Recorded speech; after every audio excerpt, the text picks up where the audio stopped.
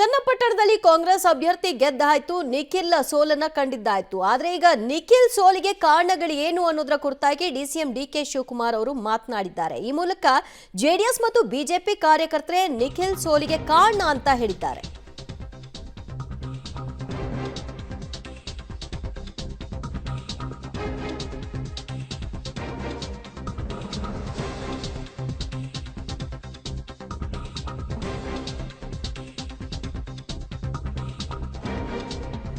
ನಿಖಿಲ್ ಸೋಲಿಗೆ ಕೈ ಜೋಡಿಸಿದ್ರ ಬಿಜೆಪಿ ಮತ್ತು ಜೆಡಿಎಸ್ ಕಾರ್ಯಕರ್ತರು.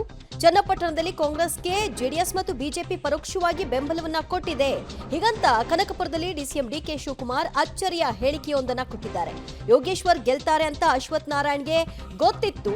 ಕಾಂಗ್ರೆಸ್ಗೆ ಇದ್ದಿದ್ದು ಕೇವಲ 16,000 ವೋಟ್, ಈಗ ಅದು ಜಾಸ್ತಿ ಆಗಿದೆ. ಬಿಜೆಪಿಯವರು ಸಪೋರ್ಟ್ ಮಾಡದಿದ್ರೆ ಇಷ್ಟು ವೋಟ್ ಬರ್ತಿರ್ಲಿಲ್ಲ ಅಂತ ಕೂಡ ಹೇಳಿದ್ದಾರೆ. ಈ ಗೆಲುವಿನ ಕ್ರೆಡಿಟ್ ಅಪೂರ್ವ ಸಹೋದರರದ್ದಲ್ಲ, ಮತದಾರರದ್ದು. ತೆರೆಮರೆ ಏಟ್ ಬಿದ್ದಿದೆ ನೋಡ್ಕೊಳ್ಳಿ ಅಂತ ಡಿಕೆ ಶಿವಕುಮಾರ್ ಜೆಡಿಎಸ್ ನಾಯಕರಿಗೆ ಕೌಂಟರ್ ಕೊಡುವ ಕೆಲಸವನ್ನ ಮಾಡಿದ್ದಾರೆ. ಕಾಂಗ್ರೆಸ್ಗೆ ಇದ್ದದ್ದು ಕೇವಲ 16,000 ವೋಟ್, ಈಗ ಅದು ಜಾಸ್ತಿ ಆಗಿದೆ. ಬಿಜೆಪಿಯವರು ಸಪೋರ್ಟ್ ಮಾಡದಿದ್ರೆ ಇಷ್ಟು ವೋಟ್ ಬರ್ತಾ ಇರಲಿಲ್ಲ, 25,000 ಲೀಡ್ನಲ್ಲಿ ಗೆಲ್ತಾ ಇರಲಿಲ್ಲ. ಈ ಗೆಲುವಿನ ಕ್ರೆಡಿಟ್ ಅಪೂರ್ವ ಸಹೋದರರದ್ದಲ್ಲ, ಅಂದ್ರೆ ಡಿಕೆ ಸುರೇಶ್ದಲ್ಲ, ಬದಲಾಗಿ ಮತದಾರರದ್ದು ಅಂತ ಹೇಳಿದ್ದಾರೆ.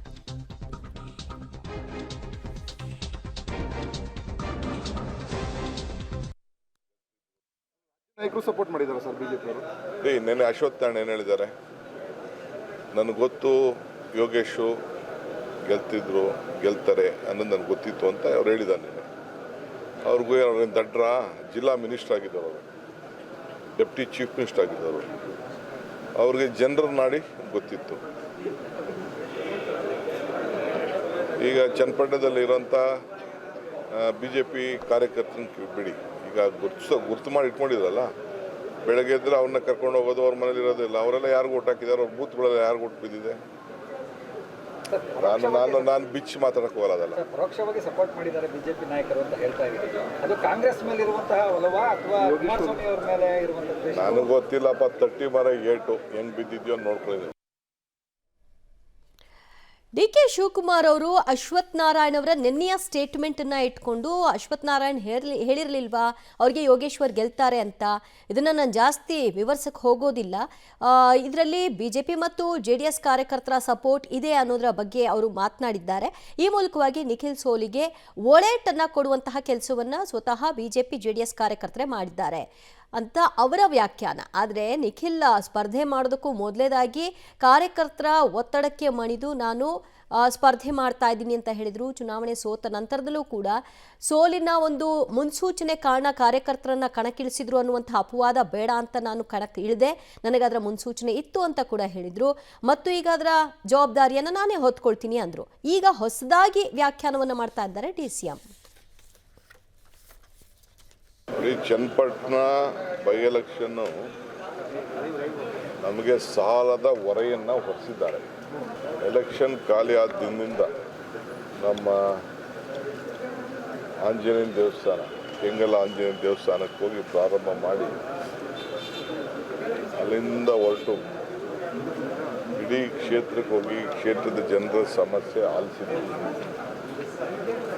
ಅವ್ರಿಗೇನೇನು ಮಾತು ಕೊಟ್ಟಿದ್ದೋ ಫಸ್ಟ್ ಆ ಮಾತನ್ನ ಇಂಪ್ಲಿಮೆಂಟ್ ಮಾಡಬೇಕು. ಅವ್ರಿಗೆ ಸೈಟೊಂದು, ಮನೆಗಳದು, ಬೇರೆ ಬೇರೆ ಅವ್ರದ್ದು ಏನೇನು ವಿಚಾರಗಳಿದೆ, 53 ಬಗರ್ಗುಂಟು ಸಾಗುವಳಿವು, ಸೈಟು, ಬಗರ್ ರೋಡು, ಕೆಲವು ನೀರಾವರಿ, ಇದು ಕೆಲವೆಲ್ಲ ಸಮಸ್ಯೆಗಳೆಲ್ಲ ಇದೆ, ಅವೆಲ್ಲ ಹೇಳಿದ್ದಾರೆ.